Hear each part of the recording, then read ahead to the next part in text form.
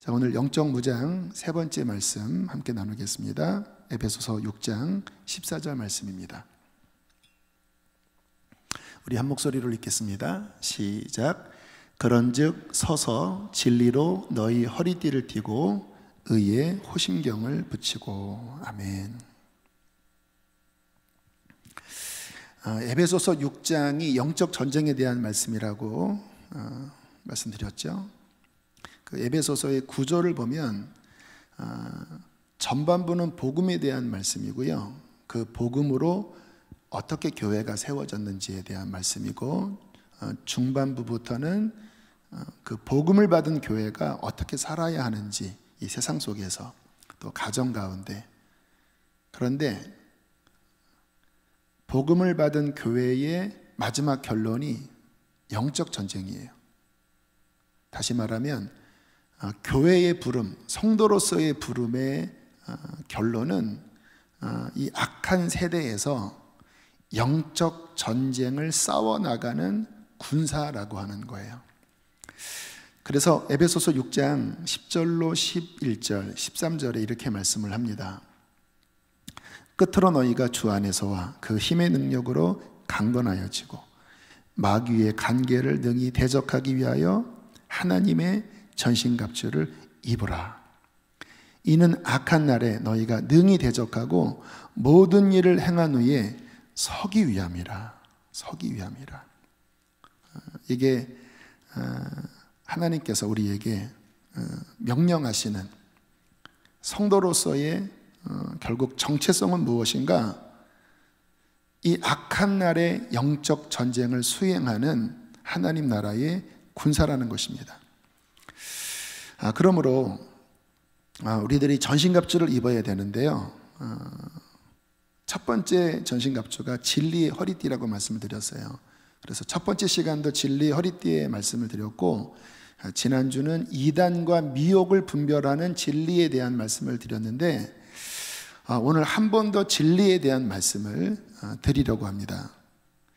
오늘 본문 제가 자막 준비한 그 부분 한번 읽어보시겠습니다. 시작. 그런즉 서서.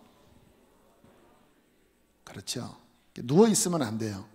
지금 예배 시간에 누워 계신 분 일어나세요. Get up. 일어나세요. 서서. 믿음의 이 싸움은 서야 돼요. 그런데 서서 진리의 허리띠를 착용하고 있어야 된다는 거예요. 진리는 무엇일까요? 우리가 알고 있는 하나님의 말씀입니다. 여러분, 이 영적 전쟁에 있어서 진리가 정말 중요하다고 하는 그 예증은 실은 창세기 2장에서부터 나와요. 창세기 2장 17절에 보면 하나님께서 인간들에게 이렇게 말씀을 하십니다. 함께 읽겠습니다. 시작. 선악을 알게 하는 나무의 열매는 먹지 말라. 내가 먹는 날에는 반드시 죽으리라. 반드시 죽으리라. 하나님께서 사람들에게 기준을 말씀하셨죠. 선악을 알게 하는 이 나무의 열매를 먹지 말아라. 그 외에는 다 먹어도 된다. 말씀 지우세요. 왜냐하면 그림을 잘못 넣네. 뱀을 저다 넣으면 안 되는데 잘못 넣었어요. 주여. 어쨌든 하나님께서 기준을 말씀하셨어요. 동산의 모든 나무의 열매를 먹고 특히 생명나무의 과실 내가 너희에게 주노라. 영생의 나무다. 그러나 중앙에 있는 한 나무의 과실만큼은 먹으면 안 된다. 이것을 먹으면 어떻게 된다고요? 반드시 죽는다. 그러니까 이 주님의 진리는 뭐냐면 사느냐 죽느냐의 기준이 되는 거예요. 자, 그런데 사탄이 이것을 건드는 거예요. 사느냐 죽느냐의 기준이 되는 이 진리, 하나님의 진리를 사탄이 건드는 거예요. 창세기 3장 1절 읽겠습니다. 시작. 그런데 뱀은 여호와 하나님이 지으신 들짐승 중에 가장 간교하니라. 뱀이 여자에게 물어 이르되 하나님이 참으로 너희에게 동산 모든 나무의 열매를 먹지 말라 하시더냐. 여기서 뱀은 진짜 그 스네이크를 의미하는 것은 아니고 사탄에 대한 상징물을 이야기하는 거예요. 뭐 뱀 자체가 악한 것은 아닙니다. 하나님의 피조물 중에 하나인데 이게 이제 사탄의 어떤 심볼이에요. 자, 그런데 그 사탄이 여자에게 하는 말이 하나님이 참으로 너희에게 동산 모든 나무의 열매를 먹지 말라 하시더냐. 하나님은 뭐라고 말씀하셨습니까? 먹어도 된다. 단 선악을 알게 하는 지식의 나무는 먹지 말아라. 그러니까 지금 하나님의 진리, 사느냐 죽느냐의 기준이 되는 하나님의 진리를 사탄이 건들고 있는 거예요. 결국 처음부터 영적 싸움은 진리 싸움이었어요. 사람을 넘어뜨리게 하는 데 있어서 진리를 건드는 것으로 우리에게 접근했다라는 거예요. 자, 이 원리를 우리가 알아야 되는데 왜 사탄이 인간을 공격할 때 막 달려들어서 깨물든지 아니면 한밤중에 머리 풀고 소복을 입은 모습으로 이렇게 그런 식으로 공격을 하지 않고 왜 하나님이 말씀하신 것을 뒤집으려고 하는 진리 공격 형태로 왜 다가왔을까요? 자, 이 원리를 우리가 이해를 해야 진리의 허리띠가 중요하다고 하는 것을 이해하는데요. 여러분, 우리는 진리 안에 있을 때 하나님 안에 있는 거예요. 따라해 보실까요? 진리 안에 있을 때 하나님 안에 있게 된다. 왜냐하면 진리는 결국 하나님의 뜻이거든요. 하나님의 뜻은 무엇입니까? 처음 세상 만물, 천지 만물을 창조하실 때 하나님은 보기에 좋게 창조하셨어요. 하늘, 땅, 그 안에 있는 모든 생물들, 마지막에 하나님의 형상대로 지음받은 인간, 그리고 그 인간에게 하나님의 법을 주시면서 하나님은 모든 것이 아름답고 그리고 평안하고 그리고 특별히 인간들에게는 하나님의 자녀로서의 하나님의 형상이라고 하는 게 하나님 자녀거든요. 하나님 자녀로서의 영광과 그리고 권위와 그리고 하나님이 주시는 기쁨, 에덴이 그 기쁨입니다. 기쁨, 그리고 샬롬은 하나님 뜻 안에 있을 때 영혼 안에 일어나는 충족감이 샬롬, 평강이에요. 그렇게 완전함 가운데 있었거든요. 그런데 그 하나님의 진리 안에 있을 때 동시에 어떠한 축복이 있냐면 하나님의 보호하심 아래 있게 된다는 거예요. 그리고 하나님이 주신 영적 권위가 그에게 있는 거예요. 그래서 진리 안에 있을 때는 사탄이 이길 수가 없어요. 왜냐하면 하나님의 권위가 그와 함께하기 때문에. 그게 하나님의 형상입니다. 하나님의 권위가 우리 가운데 있고 또 진리 안에 있을 때는 하나님의 복이, 하나님의 보호하심이 그를 보호해요. 그래서 진리는 하나님의 안전한 울타리인 거예요. 자, 그런데 이 진리에서 벗어난 순간 어떤 일이 벌어집니까? 창세기 2장 17절 다시 한번 읽겠습니다. 시작. 내가 먹는 날에는 반드시 죽으리라. 반드시 죽으리라. 정령 죽으리라. 어떤 의미일까요? 하나님의 보호의 울타리에서 벗어나게 된다는 거예요. 그렇잖아요. 뭐 예를 들어서 지금 이 바깥에 난리가 났어요. 그런데 이 안에는 안전해요. 제가 사람들에게 이야기합니다. 걱정하지 마십시오. 이 울타리 안에 있으면 당신은 보호받을 수 있습니다. 모든 음식이 제공됩니다. 이 안에만 있으십시오. 그러면 당신은 안전합니다. 그런데 저의 말을 어기고 바깥에 뛰쳐나갔어요. 그랬더니 화살이 날라오고 총이 날라오고 칼이 날라와서 상해를 당했어요. 왜 그랬죠? 보호의 울타리를 벗어났기 때문에. 여러분, 하나님께서 우리에게 진리라고 하는 안전망을 두셨는데 그 진리에서 벗어난 순간 자동적으로 주님의 보호에서 떠나가게 되는 거예요. 그리고 그 바깥에서 벌어지는 수많은 위험에 스스로 노출되게 되는 거예요. 그래서 성경에서 말씀하신 하나님의 모든 진리는 결국 하나님의 보호하심과 하나님의 안전망을 의미하는 거예요. 여러분, 십계명을 한번 생각을 해보세요. 십계명이 무엇입니까? 하나님만 섬기고 우상을 섬기지 말라. 이게 전반부에 있는 말씀이지요. 이 말씀의 의미는 뭐예요? 하나님을 섬겨야 하나님 안에 있고 그 거룩하시고 선하신 하나님을 닮아가게 되는 거예요. 그래야 우리 영혼이 복된 거지요. 그런데 만약에 우상을 두면, 우상을 따라가면 어떻게 되는지 아세요? 우상 배후에는 마귀가 있습니다. 우상을 바라보고 우상에게 경배하면 결국 우상의 수하로 들어가는 거예요. 하나님은 복의 근원이기 때문에 하나님 안에 있으면 복되지만 우상 수하로 들어가면 반드시 망하게 돼 있어요. 왜? 그 우상이 사탄이고 사탄은 도둑질하고 죽이는 자니까. 그러니까 주님의 계명에 하나님만 섬겨라, 우상을 만들지 말라, 그 자체가 안전망이라는 거예요. 그 말씀에서 벗어난 순간 온갖 문제가 발생되는 거예요. 하나님의 이름을 망령되이 일컫지 말라라고 말씀을 하셨죠. 근데 참 이 미국이나 영어권의 문제가 뭐냐면 이 조롱하는 말, 이 욕하는 말이 하나님의 이름을 망령되이 일컫는 말이에요. 여러분, 쉽게 오마이 하지 마세요. 제가 이렇게 성도들에게 가끔 그런 말을 들을 때마다 솔직히 지적해주고 싶은데 좀 용기가 없어서 솔직히 지적하지 못했어요.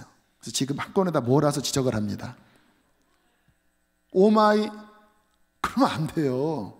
어떻게 그분의 존귀한 이름을 영어이지만 그렇게 뭐 농담식 좀 놀랬다고 해서 오마이 이렇게 합니까?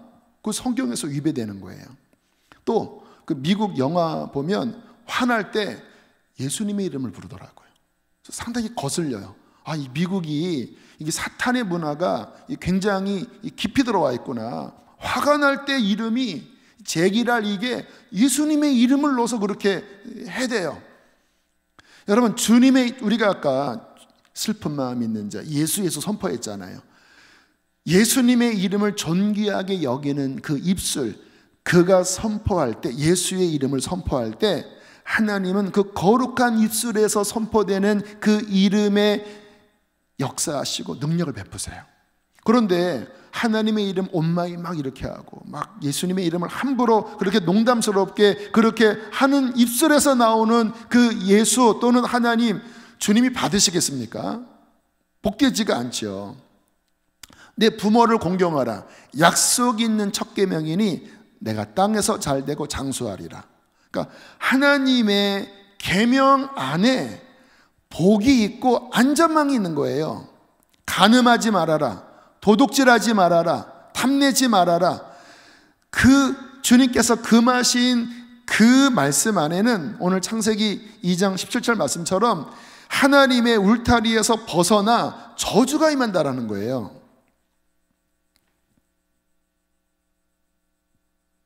사탄은 이것을 아는 것입니다. 그래서 사탄이 우리를 공격할 때 우리가 진리 안에 있을 때는 우리를 이길 수 없다는 걸 알아요. 그래서 뭐를 건드려야 됩니까? 진리를 건드려야 돼요. 그래서 그 안에 진리를 무너뜨려야 하고 그 진리에서 바깥으로 빠져나오게 해야 된다는 거예요. 그래서 사탄이 여자에게 찾아와서 정말 하나님이 동산에 있는 모든 나무의 실과를 먹지 말라 하시더냐? 뭐예요? 하나님이 진리를 흔들어 보는 거예요. 이게 헷갈립니다.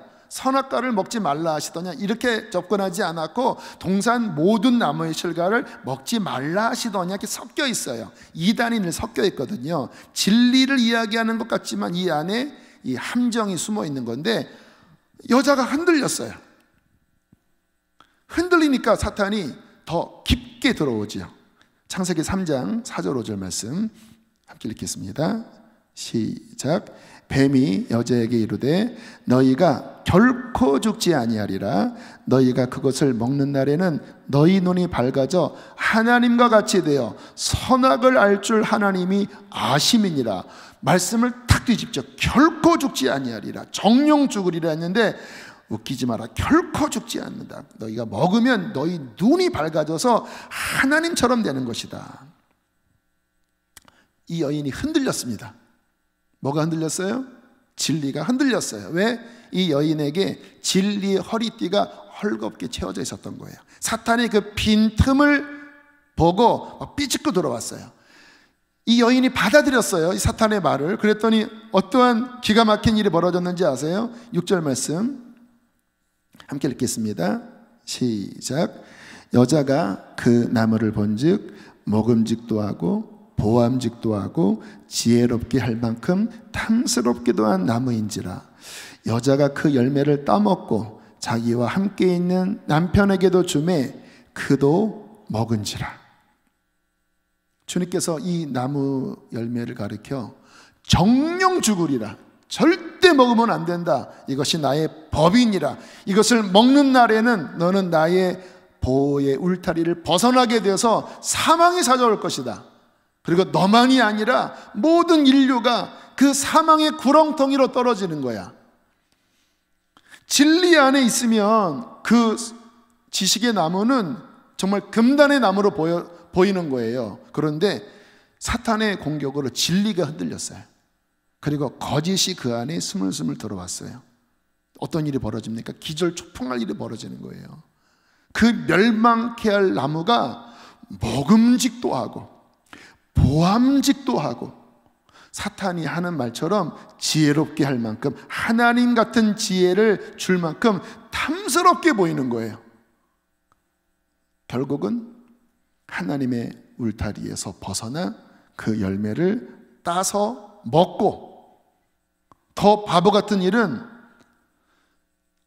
먼저 진리를 받은 자가 아담이었거든요. 실은 하와가 나오기 전에 하나님이 미리 말씀하셨어요. 창세기 2장은 아직 하와를 만들기 전이에요. 2장 끝에서 하와를 만들었잖아요. 그러니까 진리가 실은 아담에게 먼저 있었고 하와는 아담으로부터 들은 거예요. 그래서 진리의 강도를 보면 아담이 더 분명해요. 왜? 하나님께로부터 직접 들었으니까. 그런데 여인이 흔들렸고 그 흔들리는 말을 남편에게 전해주자 남편도 함께 흔들려서 결국은 첫사람 아담과 하와가 하나님이 하지 말라 하신 그 명령을 어기면서 하나님의 울타리에서 벗어나 버리게 된 거예요. 그러므로 지금 이 사단이 난 겁니다. 이 온 인류의 죄와 사망의 권세, 하나님의 아들이 이 땅에 와서 그 죄값을 대신 치러야만 하는 그 어마무시한 일이 결국은 진리가 흔들림으로 벌어지게 된 것입니다. 여러분, 우리의 신앙생활에도 이 진리의 영역이 어떠한가가 곧 그 사람의 영적 상태예요. 진리가 분명히 서 있으면 그 사람은 영적으로 이 하나님의 보호하심 아래 있어요. 그리고 주님과 교통하심이 일어납니다. 그래서 그러한 분들은 오늘 예배할 때 제가 막 선포했잖아요. 쉽게 임재 가운데로 들어갔을 거예요. 여러분의 공간이 충만해지고 뭔가 주님의 날개 아래 들어가서 인터넷으로 예배하는 적지 않은 짧지 않은 시간이지만 주님의 임재 가운데로 들어갔을 거예요. 그러나 기도해도 뭔가 마음이 메마르고 선포를 해도 뭔가 열리지가 않고 뭔가 내 마음이 메마르고 하나님과 멀어져 있다라고 느껴진다면 뭐를 점검하셔야 되냐? 지금 내 마음이, 나의 삶이 하나님의 진리에서 멀어져 있구나, 진리가 흔들렸구나, 진리의 허리띠가 풀어져 있구나, 거기를 점검하셔야 된다는 거예요. 왜요? 진리는 하나님의 안전망이고 진리 안에 있을 때 하나님 안에 있는 거예요. 진리에서 벗어난 순간 사탄의 공격 아래 놓이게 되고, 진리에서 벗어난 순간 하나님의 보호하심에서 스스로 벗어나게 된다는 거예요. 그러므로 우리가 영적 생활을 할 때 정말 점검하셔야 될 것이, 내 안에 진리가 분명한가? 나는 혹시 하와처럼, 첫사람 아담처럼 이 진리에 있어서 흔들리고 있지 않나? 점검하셔야 된다는 거예요. 자, 그러면 진리가 분명하다라고 하는 것은 무엇을 의미하는 것일까요? 한 세 가지로 정리할 수 있는데, 진리는 그 성경 전체에 흐르는 하나님의 가치관입니다. 이 진리에 있어서 중요성은 균형이에요. 균형. 신약만 알아서도 안 되고, 구약만 알아서도 더욱더욱 안 되고, 뭐 로마서만 알아서도 안 되고, 진리의 허리띠가 분명하다고 하는 것은 창세기부터 계시록까지 그 안에 담아두신 하나님의 가치관, 하나님의 세계관, 하나님의 마인드를 내가 이해하고 있어야 된다는 거예요.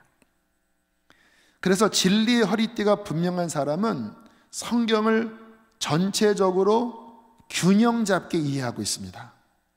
근데 진리의 허리띠가 약한 사람은 편중되어 있어요. 그가 좋아하는 말씀은 부분적입니다. 그것도 나쁜 것은 아니지만, 전체를 이해하는 진리의 허리띠와 부분만 불균형적으로 편식하는 진리의 허리띠의 차원은 다를 수밖에 없죠. 두 번째, 진리의 허리띠라고 하는 것은 성경 자체의 본래의 의미를 이해하고 있는 거예요. 제가 지난주에 이단의 특징을 이야기했잖아요. 성경에 원래 말씀하고자 하는 그 본래의 목적, 본래의 의미에서 전혀 다른 아전 인수격의 해석을 하고 있어요. 사람들이 의문을 가질까봐 비유풀이라고 하는 명목으로 사람을 호도합니다. 비유풀이라고 하면 충분히 다른 목적으로 우격다짐할 수 있거든요. 이거는 그런 거야, 이렇게 조작할 수가 있거든요. 근데 성경에는 비유의 말씀은 극히 부분이고, 그 성경 창세기부터 계시록 안에 하나님이 우리에게 말씀하고자 하는 그분의 본심이 담겨져 있어요. 그것은 어떻게 이해할 수 있냐면, 그 역사를 이해해야 하고, 그 역사 속에서 하나님이 왜 그 말씀을 하셨는지에 대한 하나님의 본심을 이해해야 돼요. 저는 성경을 읽으면서 언제 가장 그 가슴 뜨거운 그 진리가 확 열려지는 은혜를 받게 되냐면, 그 성경 자체의 원래의 의미가 성령님의 작용을 통하여 내 심령이 깨달아질 때, 이 시대 속에서 하나님이 왜 이 말씀을 하셨는지, 그 하나님의 아파하는 마음, 그 하나님의 불타는 사랑, 그 하나님의 본심이 그 역사 안에 원래의 의미가 지금 나에게 주시는 성령의 조명으로 비춰질 때 가슴이 막 불이 타더라고요. 하나님의 그 심장을 느낄 때 가장 뜨겁더라고요.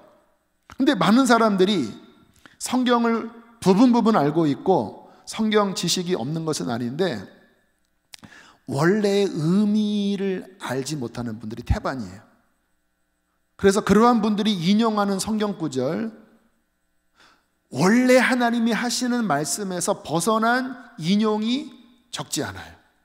근데 저는 이제 성경을 많이 읽다 보니까 어떤 말씀을 인용할 때 그 전후 문맥, 그리고 그 권 전체에서 이 말씀이 왜 들어갔는지, 그뿐만 아니라 신구약 전체에서 그 절이 어느 위치에 있는지에 대한 부분을 그래도 조금 더 알거든요. 왜냐하면 그러한 관점으로 30년을 봤으니까, 지금도 그렇게 보고 있으니까, 또 나름대로 그런 연구를 해왔기 때문에 그런 형태로 저는 말씀이 제 안에 오거든요. 그래서 그게 딱 맞으면 시원해요. 맞아, 정확한 해석이야. 그게 원래 그 시대 속에서 또 하나님의 전체 진리의 흐름 안에서, 이 진리도 점진적이거든요. 구약에서 열어주시는 진리가 있고, 이 신약의 복음서에서 열어주시는 진리가 있고, 또 사도 바울에게서 열려지는 복음의 진리가 있고, 또 계시록에서 완성되는 진리가 있거든요. 이게 점진적인데 정확하게 그 하나님의 원래 의도하신 그 말씀이 선포되어질 때, 그 말씀이 인용되어질 때 제 속에서 불이 들어옵니다. 맞아, 저거야. 와, 은혜롭다. 근데 거기서 뭔가 이렇게 균형이 안 맞던지, 뭐가 이렇게 적절하지 않으면 왠지 이렇게 마음에 조금 이런 느낌을 받아요. 물론 그렇다고 그게 완전히 잘못된 건 아니에요. 물론 이단은 잘못된 거죠. 그러나 진리의 허리띠가 있다고 하는 것은 하나님의 본심을 이해하는 그 지각이 열려 있다라는 거예요. 세 번째, 진리의 허리띠를 찾다고 하는 것은 그렇게 성경을, 신구약 전체에 하나님의 가치관을 깨닫고, 그리고 하나님의 원래 말씀을 하시려고 하는 그 목적을 깨닫는 데에서 끝나는 게 아니에요. 하나님의 말씀은 지적 유의가 아닙니다. 뭔가를 이렇게 깨닫고 뭔가를 알아가는 것이 목적이 아니에요. 뭐가 목적이에요? 아까 드린 말씀처럼 결국 그 진리대로 살게 하는 게 하나님의 목적이에요. 왜요? 하나님의 진리 안에 있다고 하는 게, 하나님 안에 있다고 하는 것으로 말씀드렸죠. 결국 그 진리는 우리를 그렇게 살라고 하시는 말씀이지, 뭔가 수학 공식처럼 머리로 이해하라고만 주시는 말씀이 아니거든요. 그래서 결론은 그 말씀대로 살아가려고 할 때, 물론 우리는 부족해서 실수할 때가 있습니다. 그러나 그 진리를 배워가고 하나님의 가치관을 배워가면서 그 말씀대로 살려고 할 때 우리 힘으로 안 되죠. 그래서 복음이 필요합니다. 복음은 누굽니까? 예수 그리스도. 또 복음은 무엇입니까? 그 안에 계신 성령이지요. 예수님과 성령의 도우심으로 그 하나님의 진리를 삶으로 살아가는 것, 이게 신앙생활이에요. 결국은 신앙생활은 뭐 특별한 체험을 하고, 뭔가 이렇게 뭐 신비한 은사를 경험하고, 뭐 비밀스러운 예언을 하고, 물론 다 필요하죠. 그것도 진리에 속한 거지요. 그러나 그러한 것이 진리의 근본이 아니에요. 진리의 근본은 그 하나님께서 말씀하신 하나님을 마음을 다하여 사랑하고 이웃을 마음을 다하여 사랑하는 그 하나님의 가치관을 예수님의 이름을 의지하고 성령님을 의지하여 자신의 삶을 들여 순종의 걸음을 걸어갈 때, 그는 비로소 진리의 허리띠를 든든하게 채우고 있는 거예요. 어제 마가이 다락방 가서 집회를 하고 왔는데, 박 목사님을 통해서 얻을 수 있는 귀한 교훈이 있어요. 그 박 목사님은 은사가, 그 제자들 이야기를 들어보면 본인이 엄청 숨긴대요, 은사를. 왜냐하면 본인이 오랜 동안 신앙생활을 하면서 은사가 절제가 안 돼서 영적으로 무너진 사람들을 너무나 많이 봤대요. 그래서 제자들에게도 절대 은사를 자랑하지 마라. 그리고 은사를 너무 추구하지 마라. 물론 있어야 한다. 그러나 정말 중요한 게 뭔지 아니? 하나님의 말씀을 사는 거야.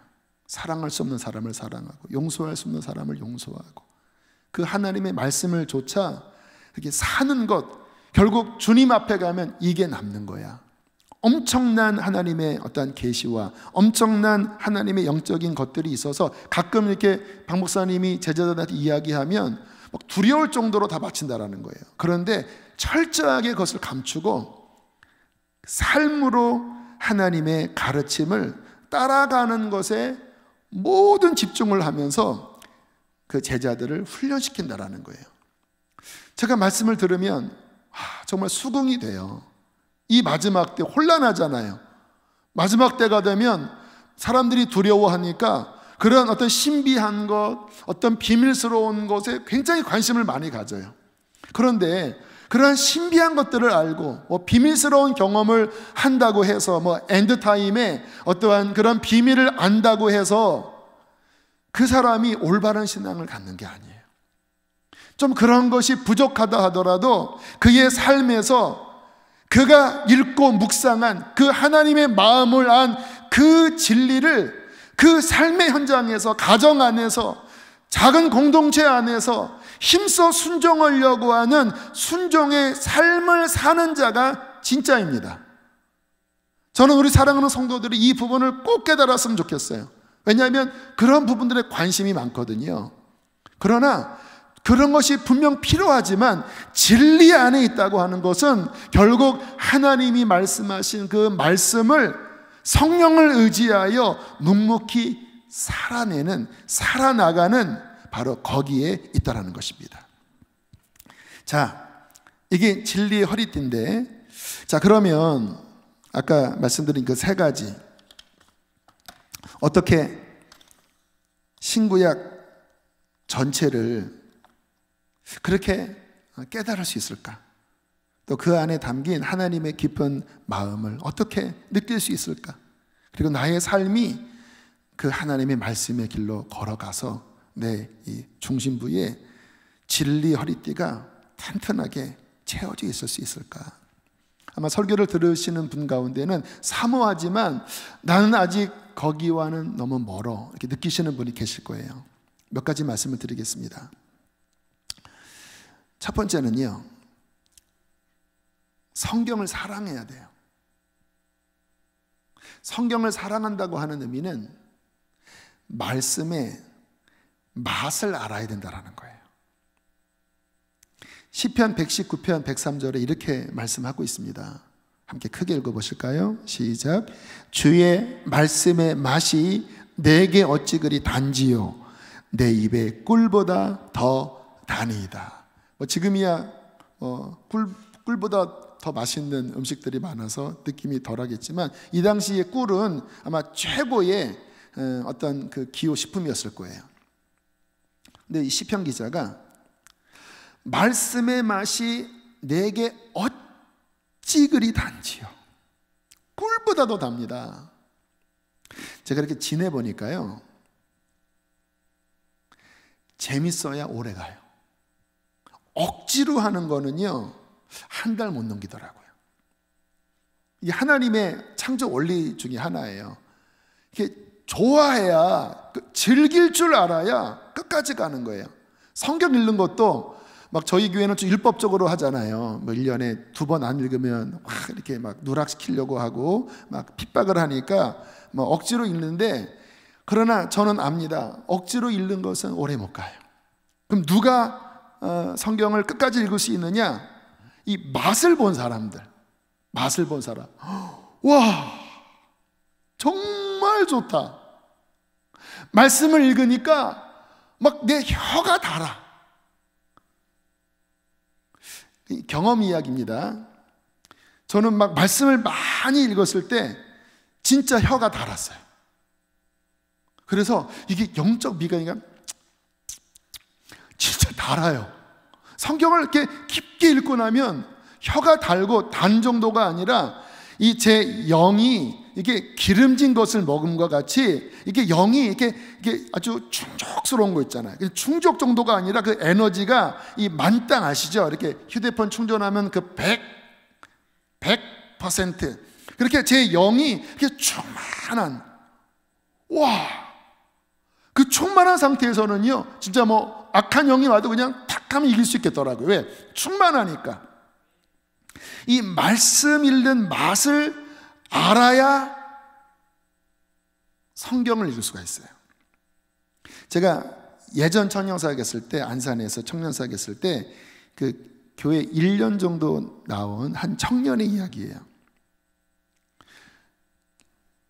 교회를 1년 나왔으니까, 그러니까 나이 늦게 뭐 30대 거의 초반에 처음 교회를 나와서 이제 신앙생활을 갓 시작한 청년인데 2주 만에 성경을 통독을 했대요.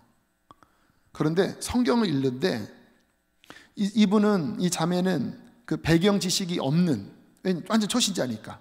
그런데 구약을 읽는데 그 이스라엘 백성들이 광야에서 하나님을 배반하는 그 장면을 읽을 때 그렇게 가슴이 아팠대요. 눈물이 났대요. 하나님의 마음이 얼마나 아팠을까? 왜 사람들은 이렇게 하나님의 속을 썩이지? 호세아서에 돌아오라 돌아오라 막 가슴이 메어졌대요. 막 그렇게 아픈 마음으로 막 성경을 막 2주 만에 읽었으니까 얼마나 하루 종일 읽었겠지요. 그러다가 신약에 넘어와서 요한복음 3장 16절을 읽는데 하나님이 세상을 이처럼 사랑하사 독생자를 주셨으니 이는 그를 믿는 자마다 멸망치 않고 영생을 얻게 하려 하십니다. 그 구약 읽을 때 막 하나님께 막 속썩이게 한 그런 인간의 막 죄악을 막 가슴 아프게 느꼈는데, 그럼에도 불구하고 하나님이 세상을 이처럼 사랑하사 독생자, 막 그 말씀이 있는데 막 가슴이 터질 것 같고, 그 독생자를 주신 그 하나님의 사랑, 하나님의 용서가 막 가슴에서 느껴지는데 막 견딜 수 없는 막 마음에 막 오열을 하고 막 그 2주 동안 거의 황홀지경에 빠질 지경이었다라는 거예요.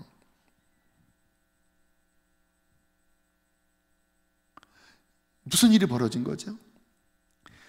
성령을 통하여 정말 그 말씀 안에 담긴 그 엄청난 그 꿀과 같은, 내 영혼의 양약과 같은, 내 영혼의 꿀과 같은 그 말씀의 맛을 본 거예요. 그 자매는 지금도 말씀을 사랑해서 지금은 말씀을 전하는 그런 사역을 하고 있어요.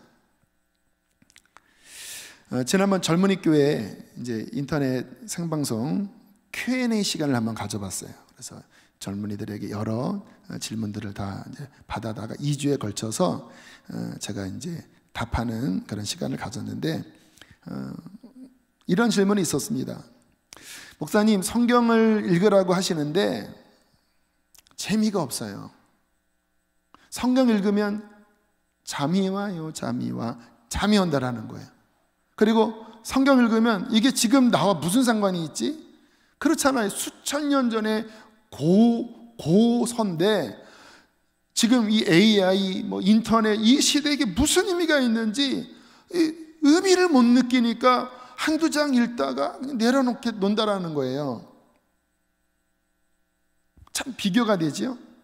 누구는 막 2주 동안 막 오열을 하면서 읽고, 교회를 오래 다녔는데 의미를 못 찾고. 제가 이렇게 이야기를 했습니다.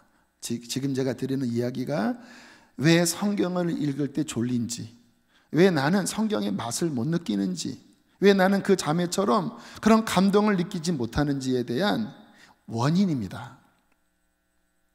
뭐 성경에 대한 배경 지식이 있으면 좋긴 하지만 그 배경 지식이 있다고 성경을 그렇게 읽을 수 있는 건 아니에요. 여러분, 성경은 신비한 게 뭐냐면 사람의 손으로 쓰여졌지만 성경의 원저자는 하나님의 영이세요.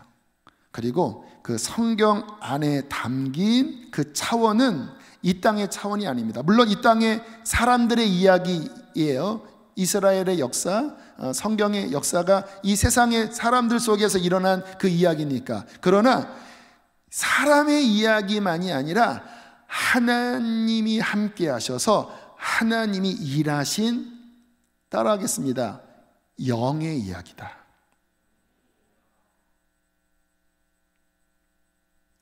이 말씀 안에는 하나님의 영감이 담겨져 있어요. 그래서 창세기면 진짜 옛날 말씀인데, 좀 전에 제가 말씀을 푼 것처럼 지금 우리의 삶에도 좌우에 나선 검처럼 그 깊은 폐부를 헤아려 찔러 쪼갤 정도로 지금도 동일하게 역사하는 엄청난 놀라운 책이에요. 자, 그런데 보세요. 이게 성령의 지혜와 성령의 감동으로 쓰여진 하늘에 속한 책인데,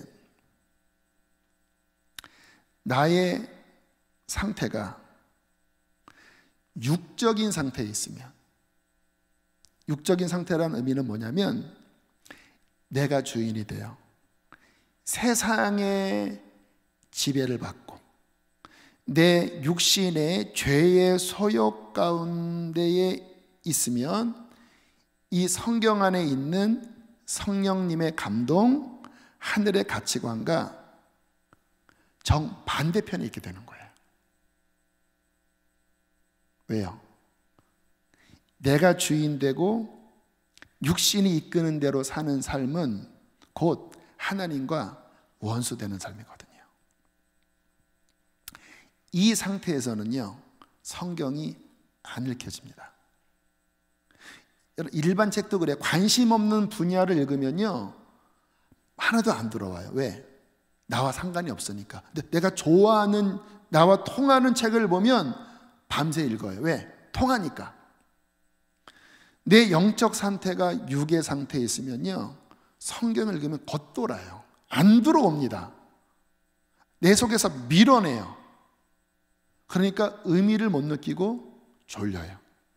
또 이 상태에서는 이 미혹의 영이 나를 사로잡고 있기 때문에 말씀을 못 읽게 방해합니다. 재미있는 이야기 해드릴까요? 저도 육적 상태로 가면요, 지금도 성경이 안 읽혀져요. 이렇게 어마어마하게 읽었는데도 제 상태가 이쪽으로 가면요, 그냥 1, 2, 3, 4절 하면 뒤가 다 사라지고 전혀 안 와닿아요. 제가 청년들한테 그랬어요. 언제 성경이 읽혀지는지 아니? 회개하고 예수님이 주인이 되고, 그리고 나의 심령이 하나님의 진리편으로 가려고 몸부림치면서 읽어야 이 진리가 비로소 나랑 통하는 거야. 그래서 질문했습니다. 너희들 살면서 성경이 은혜로울 때가 있었지? 하니까 있었대요. 언제였어? 물어봤더니 마음이 가난해졌을 때, 이 세상에 소망을 찾지 못해서 가난한 마음 가운데 성경을 읽으니까 막 눈물 났대요. 무슨 말이죠? 그때 내 마음의 교만이 깨지면서 내 가난한 심령이 하나님을 찾은 거예요. 그러니까 말씀이 그에게 갑자기 연결이 되는 거예요. 그래서 성경을 읽으려면요, 이게 성경의 맛을 알려면 이게 그 삶의 중심에 회개, 그 회개는 뭡니까? 중심을 진리 안으로 나를 돌이키는 거예요. 내 이 사고 안에 동성애에 대해서 이게 뭐 문제야? 세상 트렌드가 아니야? 그런 사고방식이 있는 상태에서 성경의 진리가 어떻게 이해가 됩니까? 성경은 그것을 정죄하고 있는데, 그러니까 이게 받아들여지려면 이게 무너져야 돼요. 하나님의 가치관은, 하나님은 남자와 여자를 창조하시고 남자와 여자가 하나가 되어 한 가정을 이루는 이 가치관이 받아들여져야 성경이 읽혀지는데, 세속적인 가치관에 빠져서 음란에 빠져서 뭐 마음대로 살아도 이게 세상 트렌드야, 이렇게 된 상태에서 돌이키지 않은 채 말씀이 안 들어올 수밖에 없지 않겠습니까? 그래서 저는 성경을 읽다가 이게 제 안에 안 들어오면 스스로 진단을 해요. 아, 지금 내가 영적 상태에 문제가 있구나. 지금 이 사고방식 안에 잘못된 것들이 왔구나. 회개합니다. 성령님 도와주세요. 그리고 막 억지로 읽어요. 그러면 한 장, 두 장, 한 장이 막 15분 걸립니다. 왜? 안 읽혀지니까. 그래도 막 기도하면서 내 마음을 바꾸면서 읽으면요, 이 말씀이 내 안에 물처럼, 밀물처럼 들어오기 시작해요. 그리고 내 속에 그 진리에서 어그러졌던 것들을 교정시켜줘요. 그래서 처음에는 한 장이 막 15분 걸리고 10분 걸리고 한 30분, 1시간 동안 막 애쓰다가 이게 딱 교정이 되잖아요. 말씀이 내 안에 딱 교정되면 그 다음부터 또 쭉쭉 들어와요. 1시간 전과 1시간 후가 너무 맡겨져 있어요. 성경을 읽는 것은 지적인 탐구가 아닙니다. 나의 중심에서부터 진리의 가치관을 내가 받아들이는 이 내적인 정화, 내적인 교정, 내적인 회개, 내적인 주님과의 연합, 이러한 마음이 수반될 때, 그리고 내 중심이 그분의 마음과 결이 맞는 만큼 충만하게 들어와요. 그래서 여러분들의 마음이 가난하고, 그리고 깊은 회개 가운데 있고 하나님을 향한 간절함이 있는 그 상태에서 성경을 읽어보면요, 이게 엄청난 생명력으로 들어옵니다.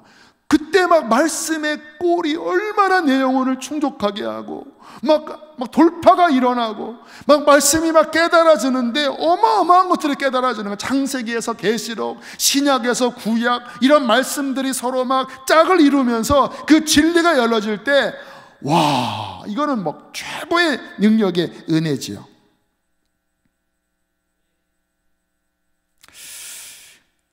회개가 중요하고요. 그리고 매일 중요한 거는 훈련은요, 이게 매일 꾸준히 이렇게 하는 훈련이 필요해요. 저는 이제 중학교 2학년 때부터 주님의 인도함 따라 그런 성경 읽는 훈련을 했는데 참 감사한 거는요, 이렇게 한 번 읽을 때마다 진리가 아까 제가 말씀드렸죠. 신구약 전체의 균형을 이루어야 된다고. 근데 한 번 읽을 때마다 이렇게 서로 이렇게 연결이 되더라고요. 그리고 가려져 있었던 하나님의 마음, 가려져 있었던 하나님의 계획들이 이렇게 열어지더라고요. 한 번 읽을 때마다. 그 다음 읽을 때 또 그게 열려질까? 또 열려져요. 물론 부분 열려져요. 그런데 계속 읽을 때마다 여기에 불이 들어오고 여기에 불이 들어오고 그 불이 연결이 되고 구약의 진리가 신약과 연결이 돼서 이어지고 창세기가 계시록과 연결이 되고 그때마다 정말 영혼에 불이 들어오는 것 같아요. 어떤 불인지 알아요? 진리의 빛. 그 진리가 제 영혼을 이렇게 환하게 이렇게 밝히면서 제 영혼이 충만해져요. 그러면서 이 신구약 전체가 이렇게 열려지게 되는 건데 그렇게 꾸준히 읽으면서 진리가 열어지면서 일어난 제 내적인 변화가 있는데 시편 111편 28절 말씀 함께 읽겠습니다. 시작. 나의 영혼이 눌림으로 말미암아 녹사오니 주의 말씀대로 나를 세우소서. 이렇게 영혼이 눌려 있다가 말씀이 내 영혼을 세운다고 말씀하잖아요. 저는 영이 약한 사람이었어요. 그래서 쉽게 상처받고 쉽게 눌리고 힘도 그렇게 많지 않은 사람이었거든요, 원래 제가. 그런데 점점 말씀이 제 안에 열려지면서 제 영이 그 말씀으로 세워지더라고요. 굉장히 중요한 말입니다. 따라해 볼까요? 내 영이 말씀으로 점점 세워지더라. 나 혼자 힘을 내는 게 아니라 그 진리가 내 안에 세워지는 만큼, 진리의 빛이 밝혀진 만큼, 진리가 내 안에서 연결되어 온전한 형태를 이루는 만큼 제 영이 일어나는 거예요. 그리고 더 강해지는 거예요. 예전에는 이 정도 충격이면 내가 상처받고 쓰러져 있어야 되는데 지금은 많이 안 그렇거든요. 왜 그렇지? 진리가 내 안에 이렇게 견고하게 우뚝우뚝 이렇게 서 있는 거예요. 나의 영혼이 눌림으로 말미암아 녹사오니 주의 말씀대로 나를 세우소서. 두 번째는 어떤 일이 벌어졌냐면 이제 제 안에 이렇게 세워진 말씀을 휘둘러 봤어요. 이 표현을 잘 이해하세요. 예를 들어서 제가 사역을 하면서 저는 인본주의를 안 하려고 했습니다. 성경을 읽다 보니까 하나님이 뭐를 좋아하시는지를 알게 되더라고요.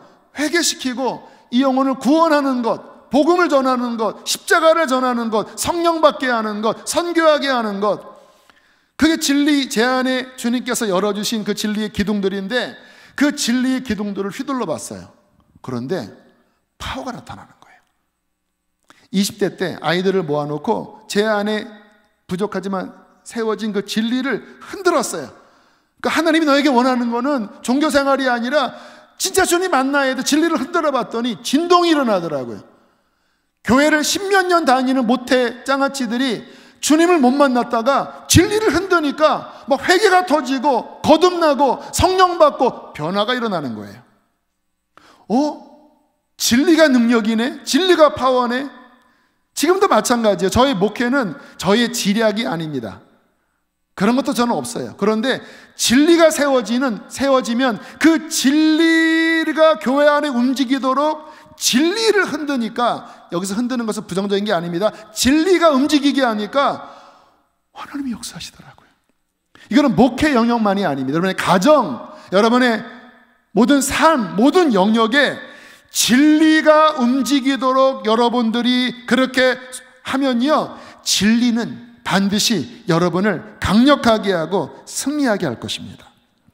그래서 여러분 안에 그 진리가 풍성하게 세워지도록 말씀을 사모하셔야 돼요. 그리고 그 말씀의 맛을 느끼셔야 돼요.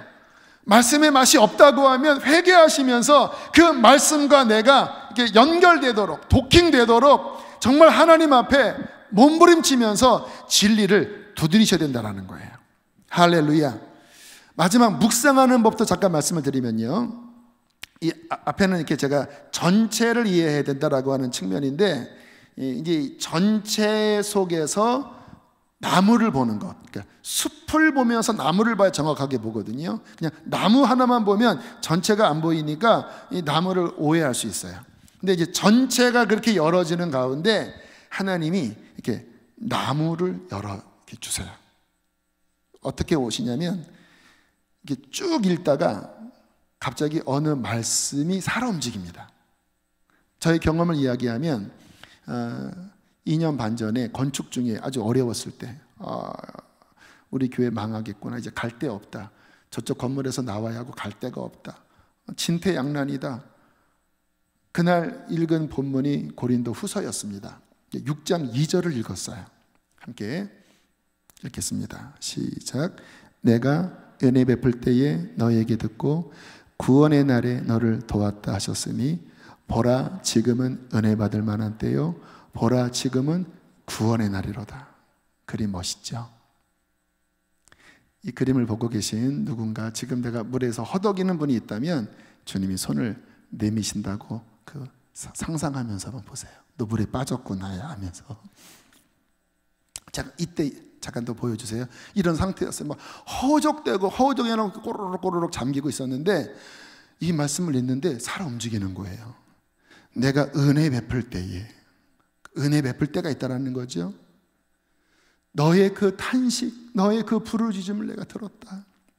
구원의 날, 나의 손을 내미는 구원의 날, 내가 너를 도와줄 거야. 근데 언제인지 아니? 보라, 아들아 보라. 수지선화 목자교회 담임 목사, 강 목사야, 보라 지금이 은혜 받을 만한 때요. 보라 지금이 구원의 날이야. 이 말씀이 있는데 이게 말씀이 갑자기 움직이는 거예요. 이게 꿈틀꿈틀, 보라 지금이 은혜 받을 만한 때야. 내가 지금 너의 소리를 듣고 지금이 구원의 날이야.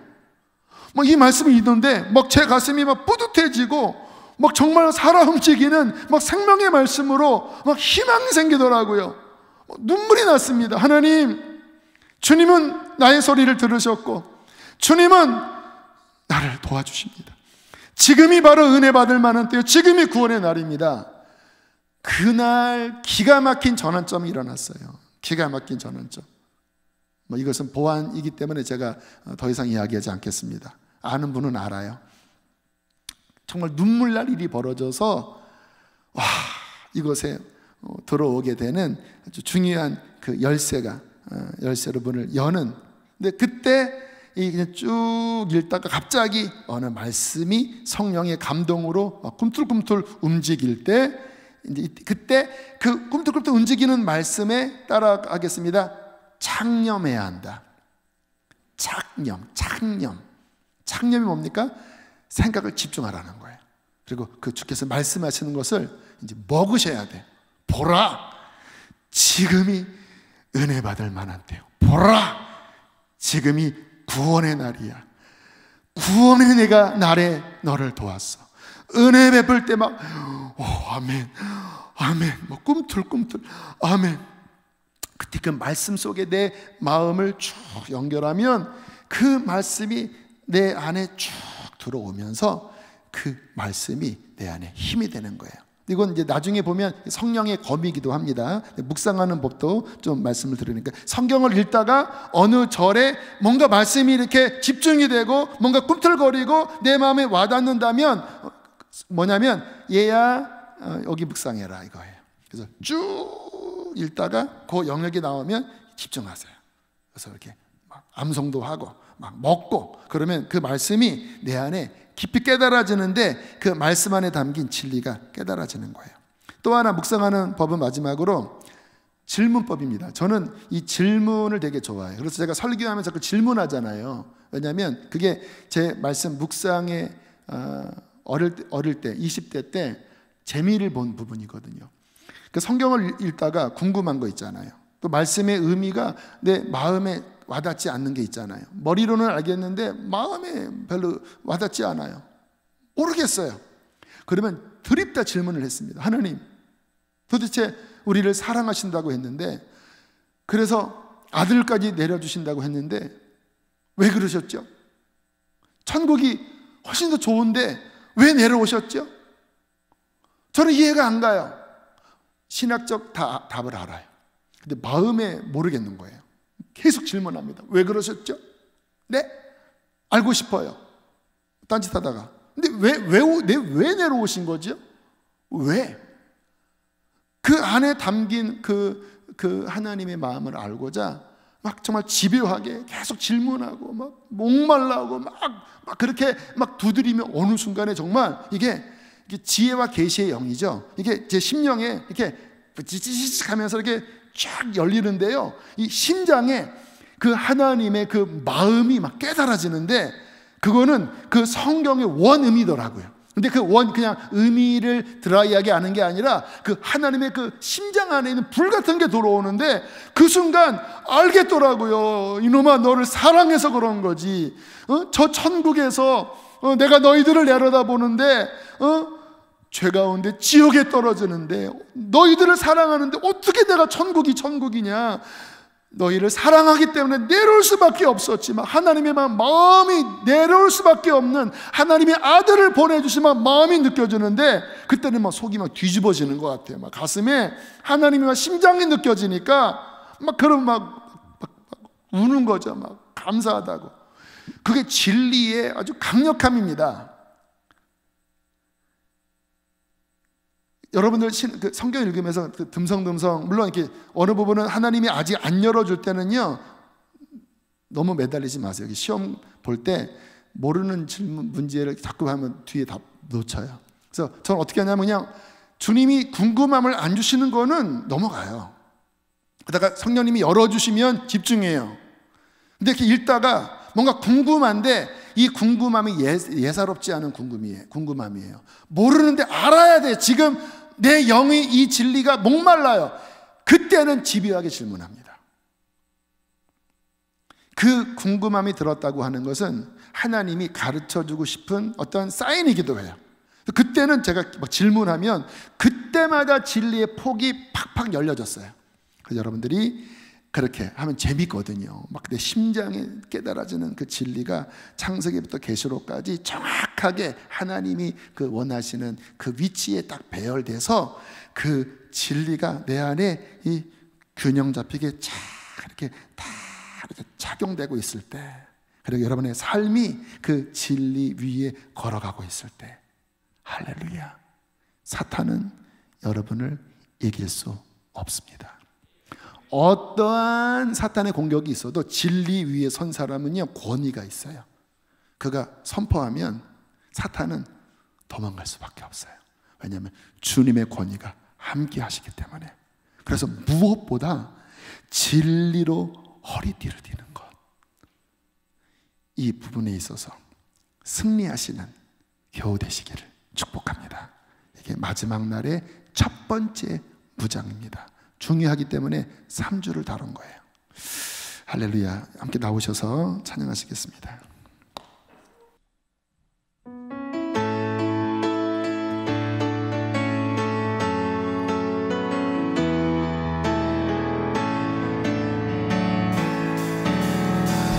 푸른 마르고 꽃은 시드나 주 말씀은 영원해. 선포하세요. 푸른 마르고 푸른 마르고 꽃은 시드나 주의 말씀은 영원해. 주의 말씀을 믿는 자 그의 구원을 얻으리. 주의 말씀을 행하는 자 그의 능력을 보게 되리라. 주의 말씀은 영원해. 할렐루야. 주의 말씀은 영원해. 주의 말씀은 영원해.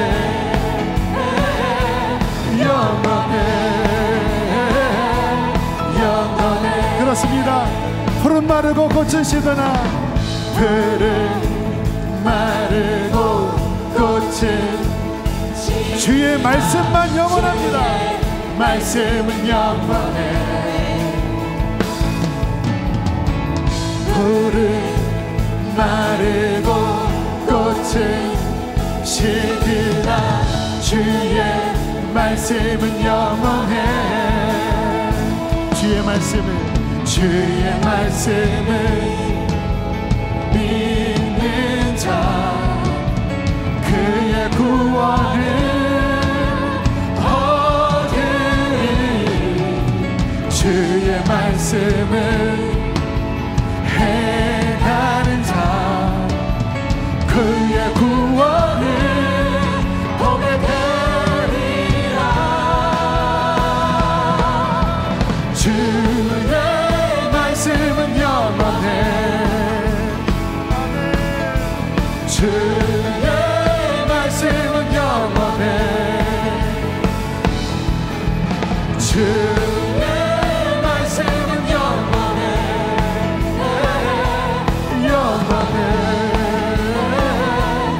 영원해. 목마른 나의 마음, 목마른 나의 영혼 주를. 여러분 주의 말씀에 더 갈급해 합시다. 주님의 말씀에 더 목말라 합시다. 주님만을 원합니다. 더 원합니다. 나의 마음 만져. 우리 한 번 더. 목마른 나의 마음, 목마른 나의 영혼 주를 부르니 나의 마음 만져 주소서. 주님만을 원합니다. 더 원합니다. 나의 마음 만져 주소서. 여러분 주님을 만나는 것, 주님을 더 얻는 것은 주님의 말씀을 더 얻는 것과 동일한 의미예요. 왜냐하면 주님이 바로 진리이기 때문에 그렇습니다. 이 시간 함께 기도합시다. 하나님, 나의 삶에 진리에서 흔들리고 세상의 가치관이 내 속을 다 휘젓고 방황하는 나의 현 주소라면 오늘 주의 말씀 앞에 다시 진리로 돌이킵니다. 하나님의 말씀과 멀어졌었습니다. 인터넷으로 이것저것 찾아 헤매고 설교도 들었지만 정작 하나님의 말씀, 그 말씀에서는 내가 멀어져 있었습니다.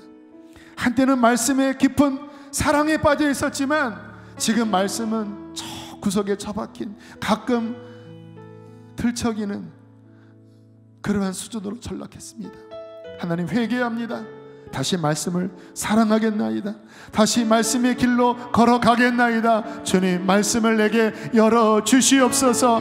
말씀의 사람이 되게 하여 주시옵소서. 진리의 허리띠를 찰지어다. 우리 주여 크게 두 번 부르시고 기도하시겠습니다. 주여, 주여.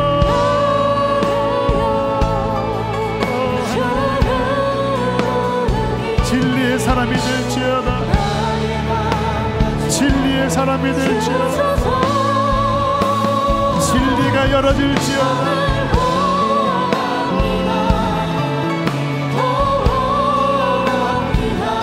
회개합니다.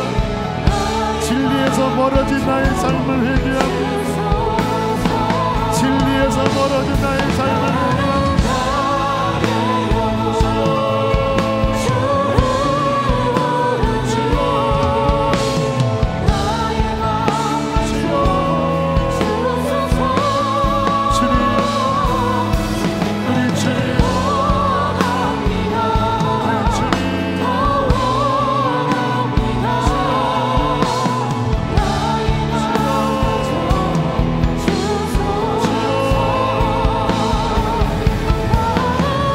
말씀의 맛이 내게 어찌 그리 단지요. 내 입에 꿀보다 더하니라. 주님의 말씀의 맛을 다시 되찾게 하여 주십시오. 영적 미각을 회복시켜 주십시오. 주님,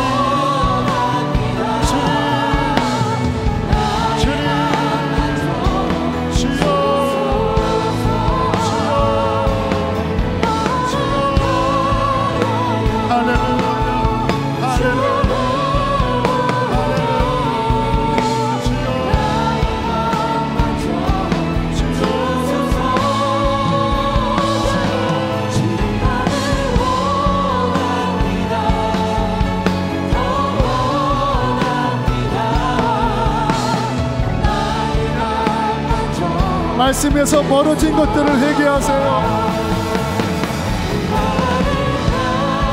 다시 말씀을 찾게 해달라고 기도하세요. 말씀의 문을 열어달라고 기도하세요.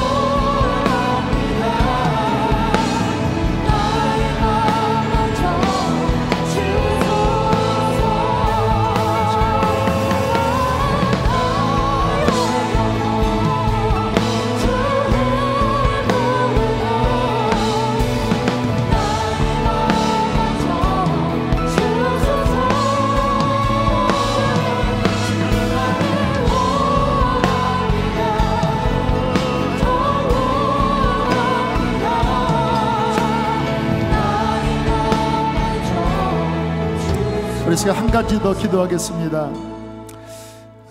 물론 여러분이 지금 있는 가정과 처소에서 예배하고 기도하는 것 중요한 훈련이지만 주님께서는 예배당에 함께 모여서 함께 연합하여 뜨겁게 하나님께 찬양하고 예배하는 그것을 참으로 기뻐하신다고 믿어요. 우리 시간 기도합시다.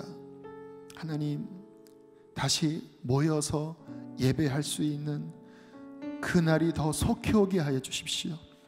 지금 이 사회적인 분위기, 또 정부의 시책이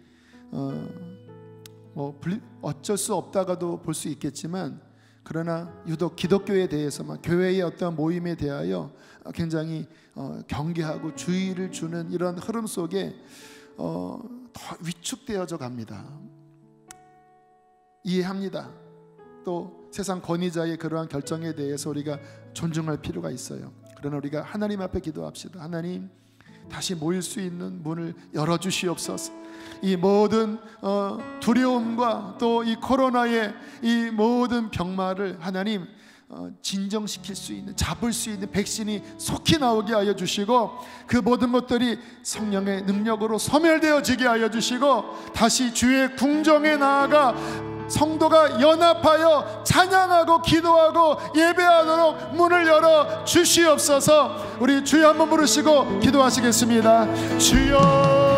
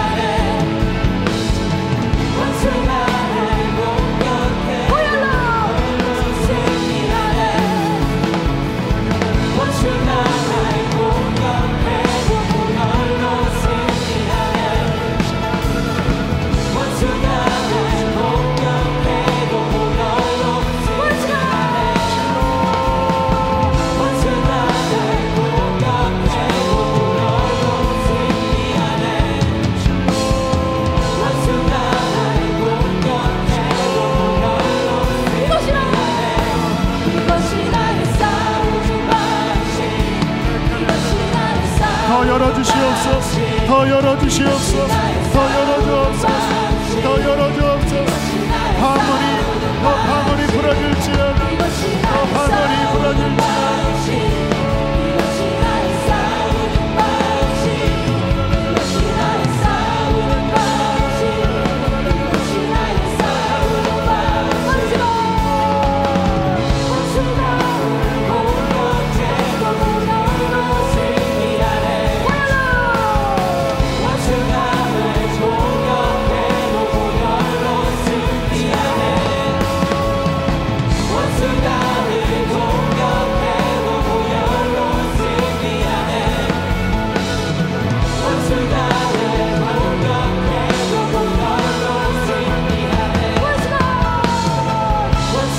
여러분이 있는 자리에서 성령을 구하세요. 성령의 충만함을 구하세요.